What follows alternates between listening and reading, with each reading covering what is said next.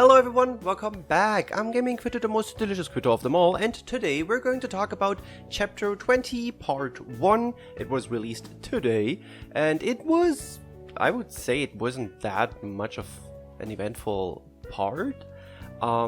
Let's just quickly talk about what happened. So it started with Nathric. They talk about his body. They kind of reveal that he needs to absorb mana to keep his body alive, I think, because of apparently his not perfect, like his incomplete pact with Bahamut. And they talk about that Jin Lorda has been traveling with Nathric and like through the entire world apparently, which is interesting because we didn't see him before we entered the world of fairies, but I guess it's just how it is. And then we see Yuden and his gang. They arrive at the tree. The guardians of the tree, they were all beaten up by Nathric and the gang, so they want to help, but they're like, no, just go, we're fine. And Yuden of course struggles with that, but then it just continue going up the tree, the huge tree. And we don't really know yet why Nathric, by the way, needs Zethia for whatever he wants to do. Like, he wants to have a pact with Bahamut, that's why he needs the shard apparently. We don't know why he needs Zethia yet. So stuff happens, they fight monsters. Ellie saves Cleo, who is not really like focused on the fights. And at this point I was like, okay, I'm pretty sure something is going to happen with Cleo, and then Reborn Nidhogg will appear. And yeah, well, as a spoiler, that's what actually happens, of course. But everyone goes to sleep. Cleo can't, because strange thoughts enter her head at night. And I feel that happens to me quite a lot in different directions. And she is still thinking about what Tartarus said to her, that there's no one that could be like His Majesty. And of course she kind of thinks the same actually. She's like, yeah, that's true, like nobody will ever be able to be as strong as Alberius. So she walks around, she finds a place where there's a lot of mana, and Alberius suddenly appears, because I guess the mana manifested him from her thoughts or something like that. And he says he is like a projection of consciousness, basically like Zethia is. He will disappear again soon, though. What he wants is some food, so Cleo makes him some food. They chat, and so basically he just says, hey, yo, look, I see why you're struggling, but even I wasn't perfect. I also struggled with a lot of things.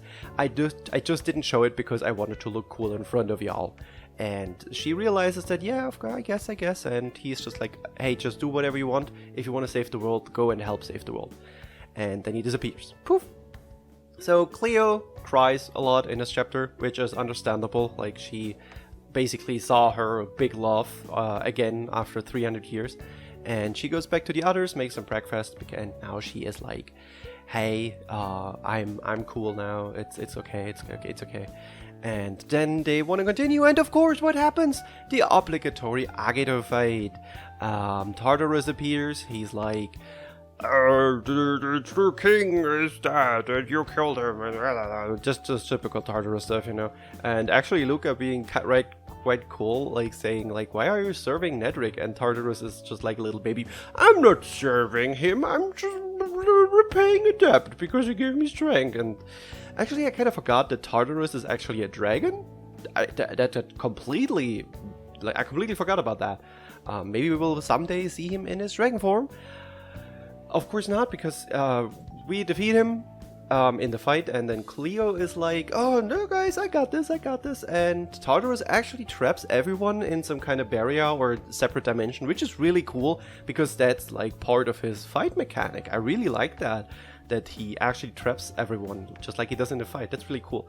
So Cleo fights Tartarus and loses because she's weak, and then they kind of go back and forth, and in the end Cleo is like, yo, look dude, Tartarus bro, of course nobody will ever be as strong as Alberius. I totally understand you, we're on the same mind here, but you know what, that doesn't matter, because the prince has us, and he, even all of us, won't ever be as strong as Alberius. And I'm kind of like, wow, you're kind of putting him on a really high pedestal, but alright, Cleo, you go off. And suddenly she gets super strong, and she does not defeat him alone, because out of nowhere, out of the darkness, I don't know from where, Reborn Nidhogg appears. They together shoot a big fat blast at Tartarus and actually kill him. He's dead. He disappears. It's not like with the other Agitoad that they goes, oh, let's run away. No, he just disappears. They killed him. Cleo's like, yay, we killed him. And that was interesting. What I really didn't understand was that Nod was like, hey, you killed Tartarus all by yourself. And I'm just like, Nod, are you blind? Did you not see the huge dragon? Huh? And yeah, that's basically it. After that, Gatov just talks about, someone's following us, and we see a figure, we don't know who it is, and that's where the story ends. The preview says that Nedrick will reveal the truth about his birth to Zephia in the next chapter, which actually changes her heart, apparently. They will fight the Fairy King, Finlorda. Was it Finlorda? I always get those two mixed up. And someone else will interrupt them. And to be continued, yo. So like this is like the big climax apparently at the end of next part.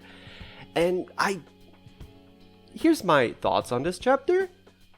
There aren't a lot because nothing really happened. We didn't really get any new infos, and like I get that it's just part 1 of the chapter, but we didn't really learn a lot. We learned that Nedrick traveled with what was his name? Wait, I have the notes here. With Shinlorda, right? Shinlorda was it?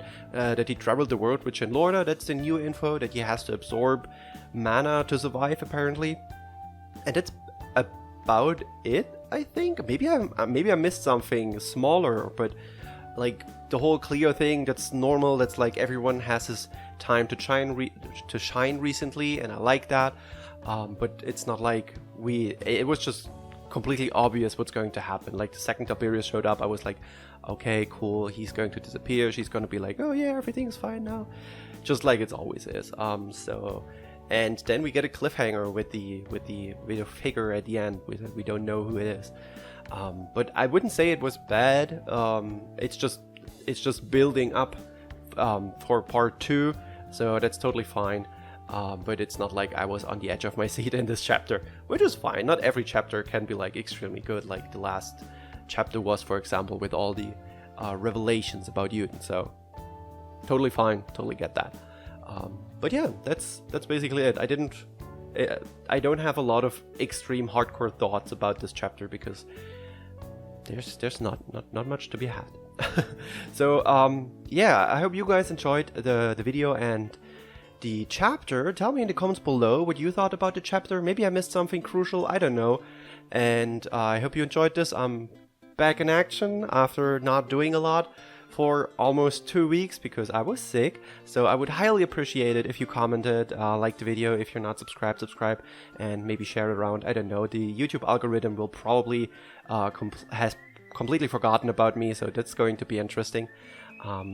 But yeah, thank you guys so much for watching. Check out my social links in the description if you want to join our Discord. The link's also there. Join our Discord, talk about the story there. It's always a lot of fun. You can get a lot of different views there, so that is a lot of fun. And yeah, I'm back in action, baby. Thank you so much for watching. I'll see you in the next video. Bye!